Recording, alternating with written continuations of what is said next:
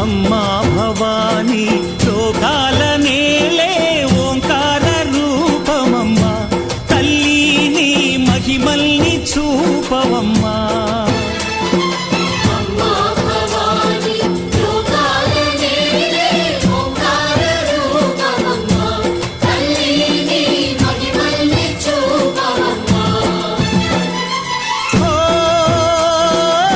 సృష్టికే దీపమా, శక్తికే మూలమా, సింహరథమే నీదమ్మా.